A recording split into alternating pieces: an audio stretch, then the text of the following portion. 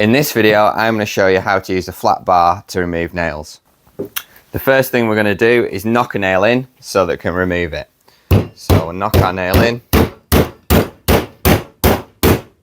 So we've got our nail in there. Now the secret to removing a nail is getting it started. If you get it started easily, then the rest of the job will be made a whole lot easier. Before you start removing a nail, it's important you wear the right PPE. You should always wear some goggles, as that's recommended. However, I've never had a nail flick up and hit me in the eye. The only thing I have had is if I'm removing a lot of nails and I'm hammering a metal bar, it does create quite a loud ringing noise, and I have had at the end of the day, my ears start ringing.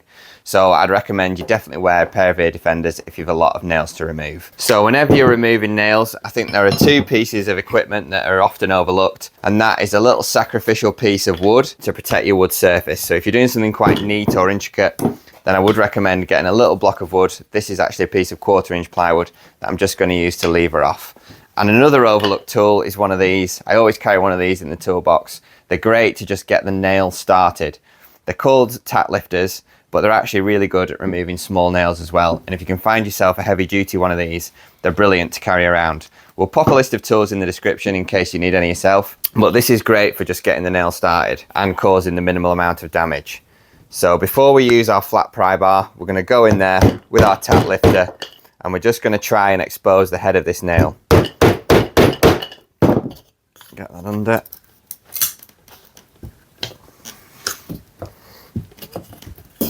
Now we've got the head of our nail exposed, we can think about using our pry bar. So there are a couple of different ways you can use your pry bar.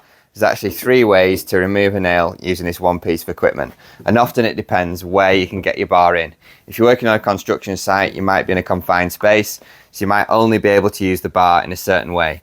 But they're all equally good at applying the correct leverage to remove your nails. So this is the simplest one to start with. You'll notice that your bar has a little V here, and it's also chamfered, so that you can just about see there, these are chamfered so that this part of the metal will actually bite into the head of the nail.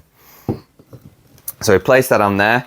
Quick physics lesson, whenever you're trying to remove a nail, the biggest mistake people make is they let the bar slip out, it quickly flicks back on them and can cause an injury. So always make sure you've got, whenever you're trying to remove a nail, that no part of your body is behind this bar. You want to stand to the side so that if the bar does slip out, it's not going to do you any harm. But there is a way to stop the bar from slipping out, and that's to make sure there's a little bit of pressure, a little bit of forward pressure, ensuring that that nail stays comfortably in the V of the bar. So once you've got that there, I always like to do this in a slow and controlled manner. That way I know I'm not going to hurt myself. Keep a little bit of pressure there, keep my hand at the top of the bar, slowly lever it out. That's one method. These are brilliant because they're quite flat, which spreads the surface area, so it causes less damage to the wood behind. But if you do want to be extra careful, you can slip your little packer under there. Not only does this protect the surface of the wood, but it can also give you a bit of extra leverage. If you lift out the nail or you're dealing with a particularly stubborn nail, you can keep adding packers in order to help you remove it. So that's one way you can use the tool. Another way you can use the tool is using this little V groove at the bottom here. This works in much the same way. Again, place your packer on to spread the weight and protect the surface. And then you want to keep your weight pushing towards the nail and prise. A lot of people just think you have to push down. It's important to push forward and down a little bit, and then your bar stays in contact with the nail. And then the final way to remove it is to do it the other way, is to slip your packer this way on.